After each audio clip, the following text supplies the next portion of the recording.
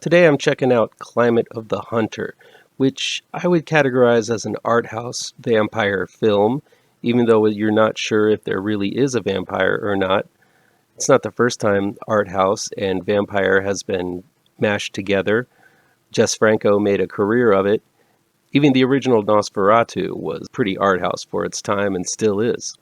So let's get into Climate of the Hunter, but be sure to try the hors d'oeuvres and lift that pinky while you're sipping your wine while watching this video.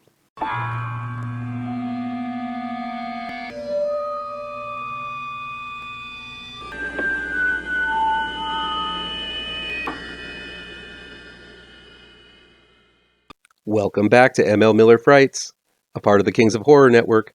I'm M.L.Miller. While you might be watching this video on the Kings of Horror Network, I urge you to click over to my M.L.Miller Frights YouTube page and give it a like.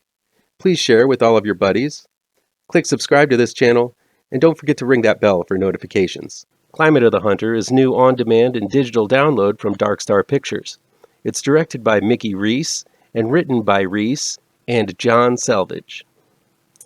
Climate of the Hunter begins with a doctor's note describing the psychological diagnosis of its lead character, Alma, played by Ginger Gilmartin, listing psychosis, hallucinations, mood swings, and schizophrenia as her symptoms. So right off the bat, we know this is going to be a story from the point of view of an unreliable narrator. While Climate of the Hunter gives multiple point of views, none of it is particularly reliable. More clearly, everything in this film is happening in a world unlike you or I have ever experienced. It's a weird and quirky world, with only eccentrics that live in it. It's a lavish world, reminiscent of Wes Anderson by the way things are particularly framed, staged, and set up. There's even a cute little narration before every meal, and we experience many meals in this film, describing what is being served by an omniscient hostess.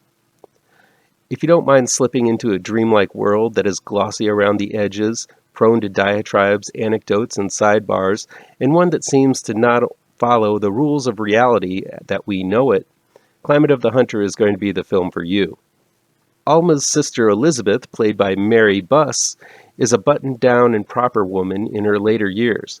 She's the exact opposite of her free-spirited sister Alma, and has come to stay the week with her sister, catch up, and make sure she's doing okay, given Alma's psychological problems. Just as Elizabeth arrives, so does a distinguished gentleman named Wesley, played by Ben Hall, who returns to the home next door to Alma after one of his worldly adventures. Wesley is a cultured and well-traveled man who garners the fascination of both Alma and Elizabeth as he comes over for dinner nightly to shower them with stories and experiences. But when Alma's other neighbor, B.J. Beavers, played by Jacob Ryan Snowell, gets bad vibes from Wesley, Alma begins having suspicions that Wesley may not be the man he seems. Wesley just might be a vampire. So this is a film that takes place over the course of numerous nights during numerous meals as two women find out more and more about their relationships, their issues, and their history with one another. I really love the meticulous way the framework of Climate of the Hunter is set up. While there are scenes that happen outside of the dinner table, some of the most entertaining ones come from the character play that goes on while eating.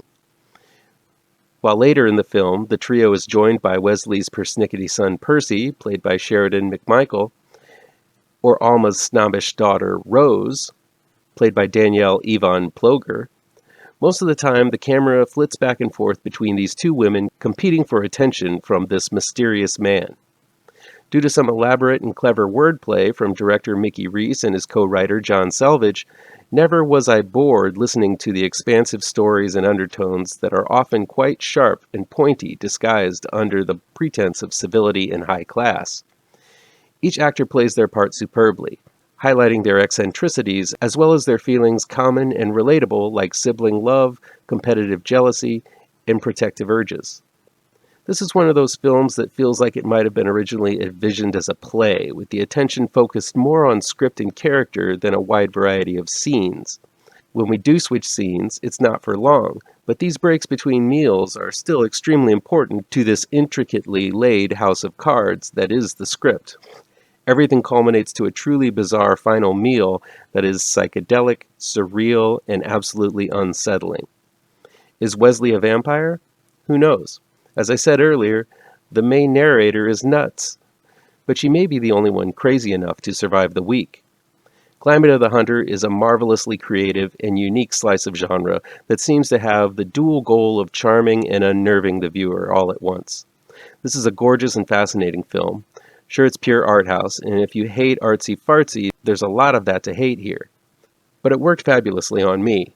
From the overly dramatic music, the lens-flared candlelight, the intense camera shifts, the odd imagery, the decadent foods, and to the wonderfully elegant dialogue masking all kinds of savagery, contempt, rage, and insanity, Climate of the Hunter is a film I most definitely will not forget, and neither will you.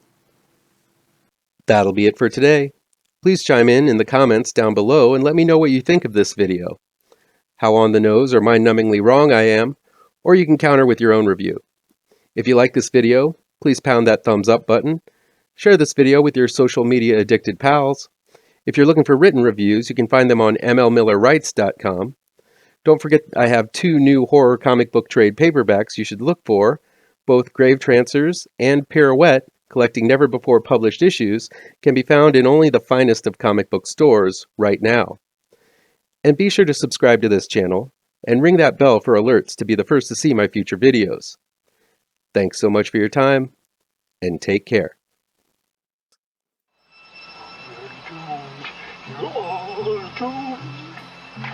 You're doomed to live the life you're meant to be,